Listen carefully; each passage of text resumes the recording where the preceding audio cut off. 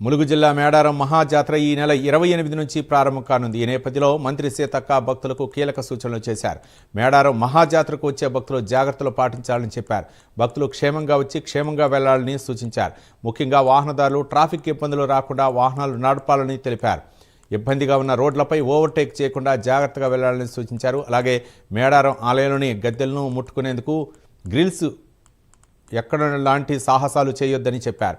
మనం చేసే పొరపాట్లు ఇతరులకు హాని కలిగించొద్దని, భక్తుల సహకారంతోనే జాతర విజయవంతమవుతుందని చెప్పారు మంత్రి సీతక్క.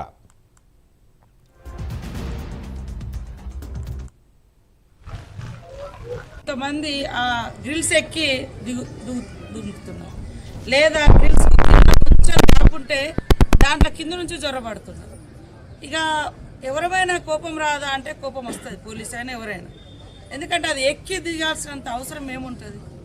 అది బయట నుంచి అందరికీ క్యూ లైన్లు ఉన్నాయి. అందరూ దేవుని దగ్గరకు వచ్చేదే భక్తితోటి, మరి మంచిగా మొక్కుకోవాలని. అక్కడికి వచ్చి కూడా అడ్డదిడ్డంగా వస్తే అది ఇబ్బందికరం. కాబట్టి దేవుడి దగ్గరకు వచ్చేటప్పుడు ఒక రోజు గడపడానికి రండి, ఒక పూట గడపడానికి రండి. అక్కడ ఎక్కడ ట్రాఫిక్ ప్రాబ్లం లేదు. మన వాళ్ళు చేసే మిస్టేక్స్ తోటే ఒకరు వెహికల్ వస్తుంటుంది, తక్కువ ఓవర్టేక్ చేసి అక్కడ పోయి ఇరుక్కపోతాడు. యాక్సిడెంట్లు అన్నీ అవుతున్నాయి, ట్రాఫిక్ అన్న జామ్ అవుతుంది. ఎవరికి వాళ్ళు స్వీయ నియంత్రణ, స్వీయ క్రమశిక్షణ కూడా పాటించండి. ఇది మీ అందరికీ విజ్ఞప్తి. లేకుంటే యాక్సిడెంట్లు అవుతూ ఉంటాయి.